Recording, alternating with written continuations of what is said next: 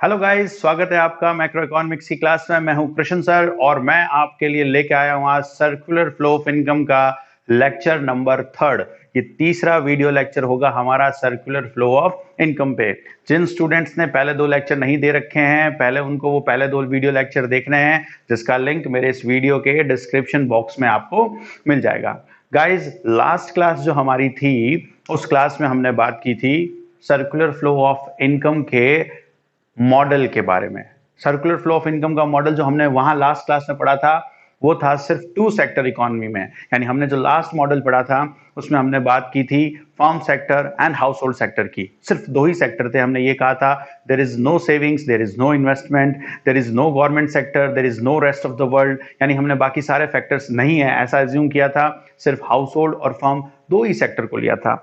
आज की इस क्लास में हम पढ़ेंगे टू सेक्टर मॉडल को ही थोड़ा सा एडवांस वर्जन। एडवांस वर्जन क्या, थोड़ा सा एडवांस वर्जन का क्या मतलब हुआ, हम टू सेक्टर ले रहे हैं। देखिए बोर्ड पे देखिए ध्यान से, हाउस होल्ड ले रहे हैं और साथ साथ क्या ले रहे हैं, फर्म ले रहे हैं। हाउस होल्ड भी ले रहे हैं और फर्म ले रहे हैं, लेकिन साथ में और कौन आ गया, फाइनेंशियल सिस्टम भी आ गया। यानी दो सेक्टर, टू सेक्टर का मॉडल ले रहे हैं हम फाइनेंशियल सिस्टम के साथ में। देखिए बोर्ड पे मेरी हेडिंग क्या है, circular flow model in two sector economy with financial system.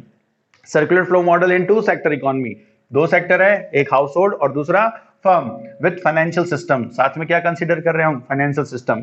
देखिए लास्ट वीडियो लेक्चर में आपके दिमाग में ये बात जरूर आई होगी कि सर ये बात प्रैक्टिकल नहीं लग रही है कि जितनी इनको इनकम होती है वो सारा कंजम्पशन में लगा देते हैं, सेविंग नहीं करते हैं, या फर्म सेक्टर सेविंग नहीं करती है। हर कोई सेविंग करता है सर। बिल्कुल सही बात थी आपकी। इसलिए आज की जो ये हमारी वीडियो लेक्चर, देखिए एक तो क्लास 12th का जो सिलेबस है उसमें एक रिस्ट्रिक्शन है, तो हम उस रिस्ट्रिक्शन के साथ पढ़ेंगे, लेकिन मैं आपको एडवांस बातें भी बताऊंगा। तो क्लास 12th में तो केवल दो सेक्टर दे रखे हैं, हाउस होल्ड एंड फर्म, और मैक्सिमम हम क्या पढ़ाते हैं उसमें साथ में, फाइनेंशियल सिस्टम को पढ़ाते हैं। तो आप फिलहाल हाउस होल्ड फर्म के साथ फाइनेंशियल सिस्टम को समझिए। वैसे रियलिटी में तो गवर्नमेंट सेक्टर भी होता है, रियलिटी के अंदर रेस्ट ऑफ द वर्ल्ड भी होता है। तो हम यहाँ पे ये मानकर चल रहे हैं गवर्नमेंट नहीं है, यानी ना तो कोई टैक्सेशन का लफड़ा है, झंझट है, और ना ही कोई सब्सिडीज है। हम ये मानकर चल रहे हैं कि कोई रेस्ट ऑफ द वर्ल्ड नहीं है, यानी ना एक्सपोर्ट हो रहा है और ना ही इंपोर्ट हो रहा है। हम केवल ये मान रहे हैं कि फाइनेंशियल सिस्टम है। फाइनेंशियल सिस्टम का क्या मतलब हुआ कि बैंक्स है, कैपिटल मार्केट है, जिसमें हम हमारी सेविंग कर सकते हैं और जहां से इन्वेस्टमेंट वापस हमें मिल सकता है। तो फाइनेंशियल सिस्टम को लेकर चल रहे हैं, दो sector economy with, two sector economy with financial system. तो अब मामला क्या होगा, क्या सर्कुलर फ्लो होगा, हम इसके बारे में बात करते हैं। देखिए हाउस होल्ड एंड फर्म्स, यहां लिया हमने हाउस होल्ड और फर्म्स, इन दोनों के बीच में जो फ्लो होता है इसके बारे में मैं आपको एक्सप्लेन कर चुका हूं ऑलरेडी। देखिए हाउस होल्ड से फर्म की तरफ क्या जा रहा है, फैक्टर सर्विसेज जा रही है। ये लास्ट क्लास में बताया था, ठीक है, अभी डिटेल में नहीं बताऊंगा।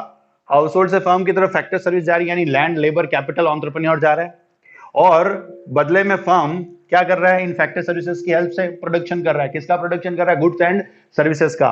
तो यहां जो फैक्टर सर्विसेज आ रही है उसकी हेल्प से गुड्स एंड सर्विसेज प्रोड्यूस होते हैं। वो गुड्स एंड सर्विसेज कहां चले जाते हैं, हाउस होल्ड के पास चले जाते हैं, हाउस होल्ड की तरफ चले जाते हैं। तो ये एक फ्लो बना इनके बीच में, फैक्टर सर्विस गई और बदले में क्या चला गया, गुड्स एंड सर्विसेज। याद करो क्या बोला था, इस फ्लो का क्या नाम होता है, फैक्टर सर्विसेज और गुड्स एंड सर्विसेज। इसका जो फ्लो है इसको क्या बोलते हैं, रियल फ्लो। ये रियल फ्लो चल रहा है, ठीक है। फिर क्या होता है भाई, देखो यहाँ फैक्टर सर्विस गई है फर्म की तरफ, तो फर्म के पॉकेट में तो नहीं गई ना, पैसा लेंगे। तो फैक्टर सर्विसेज के बदले में क्या जाता है, फैक्टर पेमेंट जाता है हाउस होल्ड का, यानी हाउस होल्ड की कमाई हो रही है। हाउस होल्ड कौन होता है, owner of factors of production होता है। लैंड, लेबर, कैपिटल, एंटरप्रेन्योर का मालिक कौन है, हाउस होल्ड है। तो हाउस होल्ड ने जब ये फैक्टर सर्विस दी तो बदले में क्या गया, हाउस होल्ड की तरफ फैक्टर पेमेंट गया। अब हाउस होल्ड को फैक्टर पेमेंट गया रेंट की फॉर्म में, वेजेस की फॉर्म में, इंटरेस्ट की फॉर्म में, प्रॉफिट की फॉर्म में, तो ये चला गया हाउस होल्ड के पास। अब हाउस होल्ड की कमाई हुई, हाउस होल्ड के पास पैसा आया। अब हाउस होल्ड क्या करता है, इस पैसे को खर्च करता है किसके ऊपर, कंजम्पशन एक्सपेंडिचर के अंदर। भाई जो फर्म से गुड्स एंड सर्विसेज इधर गए हैं, बदले में वापस क्या जा रहा है, कंजम्पशन एक्सपेंडिचर जा रहा है इधर। उन गुड्स एंड सर्विसेज को जब इन्होंने खरीदा है तो बदले में क्या दिया है, consumption expenditure on goods and services. तो फर्म की जेब में पैसा गया। ये फ्लो हमने लास्ट क्लास में पढ़ा था, ठीक है। आउटर रिंग जो थी वो किसको रिप्रेजेंट कर रही थी, याद करिए उस डायग्राम के अंदर, वो रिप्रेजेंट कर रही थी मनी फ्लो को। इनर रिंग किसको रिप्रेजेंट करती थी, रियल फ्लो को। बस फाइनेंशियल सिस्टम नहीं था, और हमने कंक्लूजन क्या निकाला था, रियल फ्लो बराबर होता है मनी फ्लो के। लेकिन यहां ऐसा नहीं है, यहां रियल फ्लो और मनी फ्लो बराबर नहीं होंगे। क्यों नहीं होंगे, क्योंकि हम यहां ये एज्यूम करके चल रहे हैं कि हाउस होल्ड जो है ये बचत करता है, हाउस होल्ड सेविंग करता है, और हम ये मानकर चल रहे हैं ये जो फर्म्स है ये भी सेविंग करती है, ये भी बचत करती है। और इनकी सेविंग जो है कहां जाती है, देखिए ध्यान से, फर्म से सेविंग जा रही है कहां पे, फाइनेंशियल सिस्टम के पास। हाउस होल्ड की सेविंग कहां जा रही है, फाइनेंशियल सिस्टम के पास। मैंने आपसे पहले भी कहा था डायग्राम का बहुत बड़ा रोल होगा, तो डायग्राम बहुत अच्छे से आपको आना चाहिए बनाना। तो हाउस होल्ड से फर्म की तरफ सेविंग, हाउस होल्ड से फाइनेंशियल सिस्टम की तरफ सेविंग जा रही है, और फर्म से फाइनेंशियल सिस्टम की तरफ सेविंग जा रही है। अब सवाल ये उठता है हाउस होल्ड सेविंग क्यों करता है, अरे भाई आप हाउस होल्ड है, मैं हाउस होल्ड हूं, आप भी जानते हैं, मैं भी जानता हूं, हम सब जानते हैं कि हमें सेविंग की जरूरत क्यों पड़ती है। तो हमने ये सेविंग की, और सेविंग कहां डाली, फाइनेंशियल सिस्टम में। क्यों पड़ती है सेविंग की जरूरत हमें, हमारी फ्यूचर इनसिक्योरिटीज के लिए, फ्यूचर की कोई प्रॉब्लम आ जाए, हाँ जो अनसर्टेनिटी है उसके लिए हम बचत करते हैं। कहीं कोई प्रॉब्लम आ गई लाइफ के अंदर तो हमारे पास पैसा होना चाहिए बचत में। जैसे अभी कोरोना का टाइम पीरियड चल रहा है, लोगों के जॉब चले गए हैं, तो अगर सेविंग कर रखी है तो काम आ रही है। तो सेविंग तो हर कोई करता है, तो हाउस होल्ड से सेविंग जा रही है। तो फिर सर फर्म सेविंग क्यों करती है, फर्म को भी तो सेविंग करना पड़ता है भाई, फर्म्स भी तो रिजर्व एंड सरप्लस बनाती है। देखिए खाली हाउस होल्ड को ही फ्यूचर अनसर्टेनिटी की चिंता नहीं होती, फर्म्स को भी तो होती है। फ्यूचर एक्सपांशन करना हो तो हर साल अपने प्रॉफिट का थोड़ा थोड़ा हिस्सा फर्म्स क्या करती है, सेविंग रिजर्व सरप्लस के अंदर रखती है, सो दैट इन फ्यूचर वो एक्सपांशन कर सके। या देखिए डेप्रिसिएशन प्रोविजंस बनाने होते हैं, आपको समझा दिया डेप्रिसिएशन प्रोविजन की क्यों जरूरत होती है, तो अभी वो सेविंग करती है। तो वो सेविंग कहां होती है, फाइनेंशियल सिस्टम के पास जाती है। अब देखिए फाइनेंशियल सिस्टम का क्या काम होता है, आप इसको समझिए। फाइनेंशियल सिस्टम एक बार बैंक के एग्जांपल से समझिए, ज्यादा इजीली आपको समझ में आएगा। बैंक्स का क्या काम होता है, बैंक सोसाइटी की सेविंग्स को कलेक्ट करता है, और बदले में वो सेविंग किसको देता है, मार्केट के अंदर लोन की फॉर्म में प्रोवाइड करता है। एंटरप्रेन्योर्स को प्रोवाइड करता है, बिजनेस फर्म्स को प्रोवाइड करता है, और कोई कंजम्पशन पर्पस के लिए कोई लोन लेना चाहे तो उसके पास वो पैसा ट्रांसफर होता है। तो देखिए वापस फाइनेंशियल सिस्टम से क्या जा रहा है, इधर हाउस होल्ड की तरफ लोन जा रहा है। भाई हाउस होल्ड अपने कंजम्पशन एक्सपेंडिचर के लिए कोई जिसको पर्सनल लोन बोलते हैं नॉर्मली, वो ले रहे हैं। जैसे मान लीजिए आपने एक बाइक खरीदनी है, कार खरीदनी है, या मकान खरीदना है, उसके लिए आपने लोन लिया, तो गया कि नहीं गया हाउस होल्ड की तरफ वो लोन, फाइनेंशियल सिस्टम की तरफ।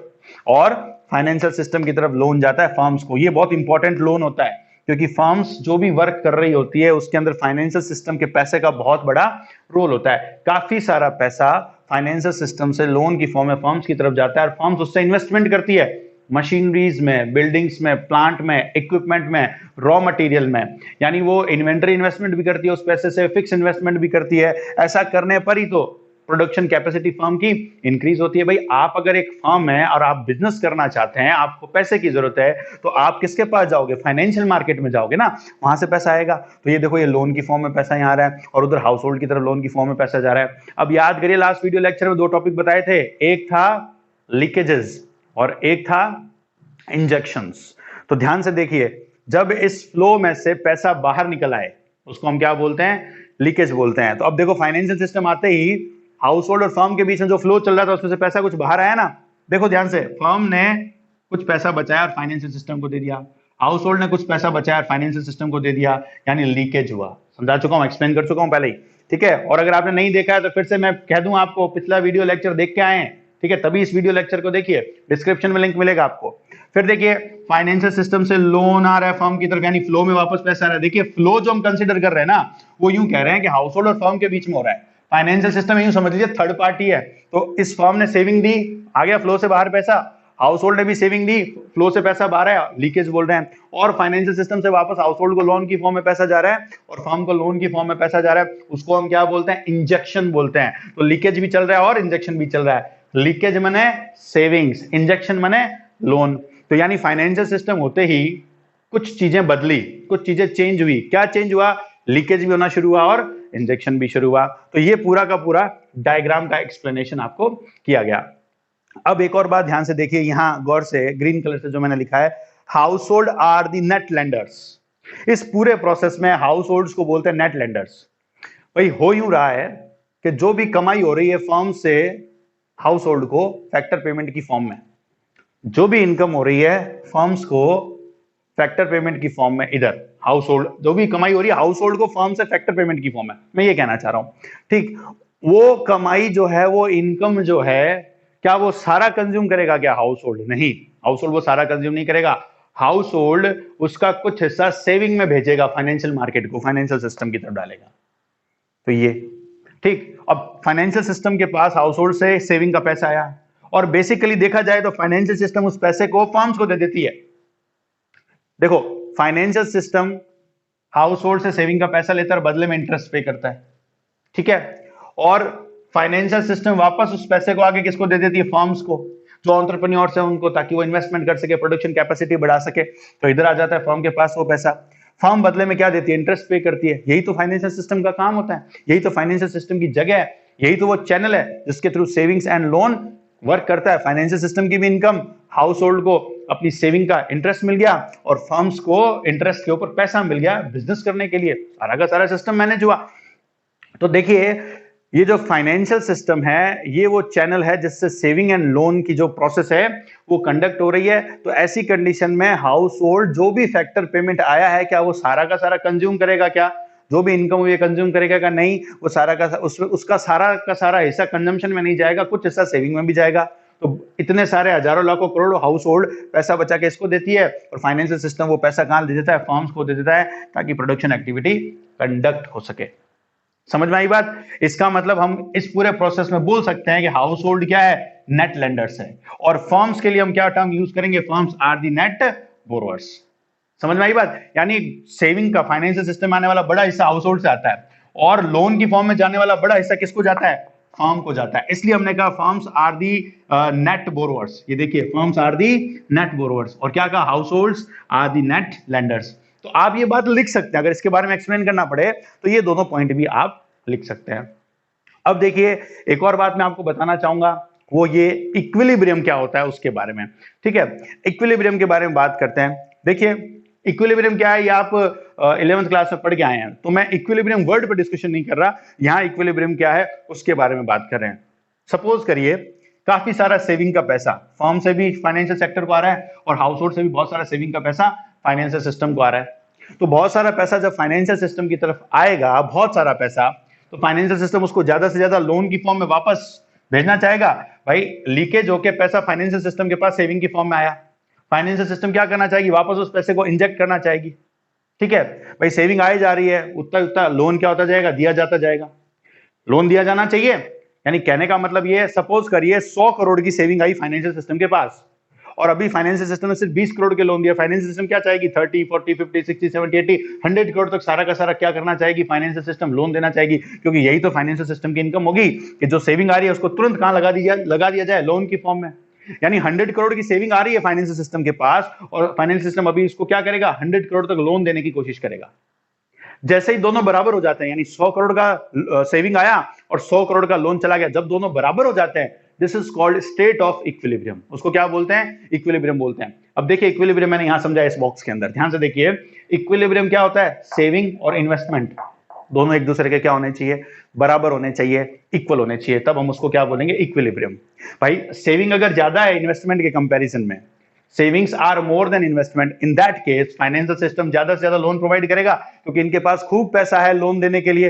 वो ज्यादा से ज्यादा लोन देना चाहेगा, तब तक देता रहेगा ना जब तक ये दोनों बराबर नहीं हो जाते। 100 करोड़ की सेविंग आई और 100 करोड़ का लोन चला गया, जब तक दोनों बराबर नहीं हो जाते, उस स्टेट को क्या बोलते हैं? हम इक्विलिब्रियम बोलते हैं। क्या मतलब है इक्विलिब्रियम का? सेविंग्स और इन्वेस्टमेंट दोनों एक दूसरे के बराबर होंगे, उसको हम बोलेंगे इक्विलिब्रियम। सेविंग्स यानी कि लीकेजेस। सेविंग किस में आता है? लीकेज। लीकेज के कई फॉर्म बताए थे, सेविंग एक टाइप है उसका, लीकेज। और इन्वेस्टमेंट जो है उसको क्या बोलेंगे? इंजेक्शन। यानी जब लीकेज और इंजेक्शन दोनों बराबर हो जाते हैं, this is called state of equilibrium. यानी यहां लीकेज क्या हो रहा है? जो फर्म और हाउस होल्ड से सेविंग का पैसा आ रहा है उसको हम क्या बोलेंगे? लीकेज बोलेंगे। और जो फाइनेंशियल सिस्टम से वापस लोन की फॉर्म में हाउस होल्ड और फर्म की तरफ जो पैसा जा रहा है उसको हम क्या बोलेंगे? इंजेक्शन। तो लीकेज और इंजेक्शन जहां दोनों बराबर होते हैं, सेविंग और इन्वेस्टमेंट जहां दोनों बराबर होते हैं, उसको हम क्या बोलते हैं? स्टेट ऑफ इक्विलिब्रियम बोलते हैं। ओके गाइज, अब आगे बात करते हैं। देखिए, क्या कहा आपको? हाउस होल्ड को जो इनकम हो रही है, हाउस होल्ड को इनकम कैसे हो रही है? फैक्टर पेमेंट की फॉर्म में हो रही है। हाउस होल्ड को इनकम कैसे हो रही है? फैक्टर पेमेंट की फॉर्म में हो रही है। तो ये रही वो इनकम, यहां देखिए बोर्ड पे, वाई। वाई का क्या मतलब है? इनकम। ये जो इधर हाउस होल्ड को इनकम हुई है, इसको हमने कैसे शो किया है? वाई।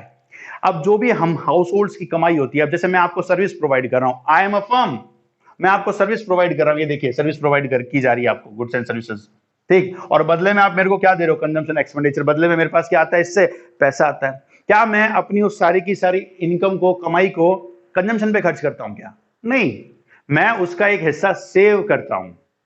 इनफैक्ट मेरा पहला काम सेविंग होता है, बचा हुआ हिस्सा मैं क्या करता हूं, कंजम्पशन में लगाता हूं, तभी सेविंग पॉसिबल है, वरना होती नहीं है। ठीक है, तो मैं क्या करता हूं, मेरी इनकम का एक हिस्सा कंजम्पशन में जाता है, एक हिस्सा सेविंग। सपोज करिए मैंने 10 लाख रुपए कमाए, मैंने 6 लाख रुपए खर्च किए, 4 लाख रुपए मैंने सेविंग में डाल दिए।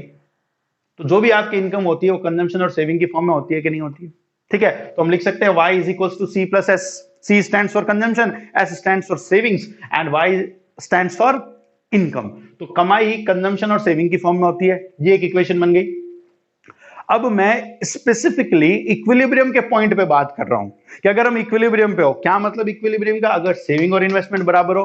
क्या मतलब है इक्विलिब्रियम का, लीकेज और इंजेक्शन बराबर हो। तो अगर लीकेज और इंजेक्शन दोनों एक दूसरे के बराबर हो, अगर लीकेज और इंजेक्शन दोनों एक दूसरे के बराबर हो, तब हम लिख सकते हैं ना S इक्वल्स टू आई। उस पॉइंट पे ही बात करें इक्विलिब्रियम पे। Saving is equals to investment at equilibrium, saving is equals to investment. ठीक है, तो अब ध्यान से देखिए, ये सेकंड इक्वेशन हो गई हमारी। अब मैं अगर इक्विलिब्रियम पे हूं तो मैं S की जगह I को सब्स्टिट्यूट कर सकता हूं ना। कहने का मतलब सेकंड इक्वेशन की ये वैल्यू मैं यहां रख देता हूं, यानी S की जगह मैं क्या लिख देता हूं, I, क्योंकि मैं मान रहा हूं मैं इक्विलिब्रियम पे हूं। सो y इज इक्वल टू सी का, तो सी आई गया, और S की जगह क्या आ जाएगा, I आ जाएगा, क्योंकि मैंने क्या माना कि जो भी इधर सेविंग्स आई है वो सारी की सारी वापस लोन की फॉर्म में जा चुकी है। ठीक है, लोन की फॉर्म में वापस वो सारा का सारा पैसा जा चुका है। फॉर एग्जांपल 100 करोड़ आया, 100 करोड़ चला गया। उस कंडीशन में मैं कह सकता हूं ना, इनकम किसके बराबर है, सी प्लस आई। इनकम किसके बराबर है, कंजम्पशन एंड इन्वेस्टमेंट के बराबर है। y is equal to C plus I. अब ध्यान से देखिए, y किसको रिप्रेजेंट कर रहा है, इनकम को। c किसको रिप्रेजेंट कर रहा है, कंजम्पशन एक्सपेंडिचर को।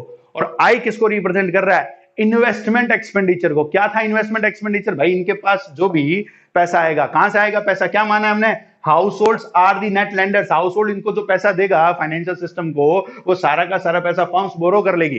करेगी कि नहीं करेगी। माना 100 करोड़ आया और 100 करोड़ चला गया, 100 करोड़ सेविंग की फॉर्म में आया और 100 करोड़ लोन की फॉर्म में चला गया, यानी हम कहां पे हैं, इक्विलिब्रियम पे हैं। तो हम क्या कहेंगे कि जो भी हमारी इनकम है वो, क्या कहा था, इनकम है वो कंज्यूम होती है प्लस सेव होती है।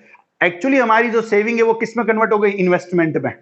ठीक है, इस चैनल के थ्रू, फाइनेंशियल सिस्टम के चैनल के थ्रू। तो हमारी सारी की सारी जो सेविंग्स थी वो कन्वर्ट हो गई किसमें, इन्वेस्टमेंट में। यानी हम कह सकते हैं income is equals to consumption expenditure plus investment expenditure. ये कंजम्पशन का खर्चा और ये इन्वेस्टमेंट का खर्चा। कंजम्पशन और इन्वेस्टमेंट के खर्चे को टोटल को जोड़ दो तो वो कहलाता है एग्रीगेट कंजम्पशन एक्सपेंडिचर। क्या कहलाता है वो, एग्रीगेट एक्सपेंडिचर कहलाता है। कंजम्पशन नहीं, कंजम्पशन और इन्वेस्टमेंट दोनों जोड़ दें। सी तो है एग्रीगेट कंजम्पशन एक्सपेंडिचर और आई है इन्वेस्टमेंट एक्सपेंडिचर। इन दोनों को जोड़ देंगे तो कहां पहुंचेंगे, एग्रीगेट एक्सपेंडिचर पे पहुंचेंगे। यानी हमारी इनकम जो है वो किसके बराबर हो जाती है, एग्रीगेट एक्सपेंडिचर के। इसको मैंने देखिए इस डायग्राम के अंदर, इस बॉक्स के अंदर एक्सप्लेन किया है। देखिए जो इधर प्रोडक्शन हुआ है, फर्म के पास जो प्रोडक्शन हुआ है, प्रोडक्शन कैसे होगा, फैक्टर सर्विसेज की हेल्प से यहाँ जो प्रोडक्शन हुआ है, ठीक, उस प्रोडक्शन के बदले में वापस क्या जाएगा, फैक्टर पेमेंट। फैक्टर पेमेंट यानी हाउस होल्ड की इनकम हो रही है, तो प्रोडक्शन किसके बराबर हुआ, income generated. Right, income generated यानी कि क्या हुआ, कंजम्पशन प्लस सेविंग। क्या मतलब है इनकम जनरेटेड का, कंजम्पशन प्लस सेविंग्स, क्योंकि मेरी कमाई दो हिस्सों में होती है, कंजम्पशन या सेविंग में। अब होता क्या है, आप सारा का सारा सेविंग जो है वो इस चैनल के थ्रू इन्वेस्टमेंट में कन्वर्ट कर देते हो। तो एस कन्वर्ट हो गया किसमें, इन्वेस्टमेंट में। एस कन्वर्ट हो गया किसमें, इन्वेस्टमेंट के अंदर। तो सी प्लस एस की बजाय क्या हो गया, सी प्लस आई। इसको हम क्या बोलते हैं, एग्रीगेट एक्सपेंडिचर। तो क्या आया, two sector economy with financial system का conclusion, production is equals to income generated, income generated is equals to aggregate expenditure. ठीक है गाइज, तो ये यहां पे आज का टॉपिक हमारा कंप्लीट होता है। बाकी नेक्स्ट क्लास में बात करेंगे। Thank you.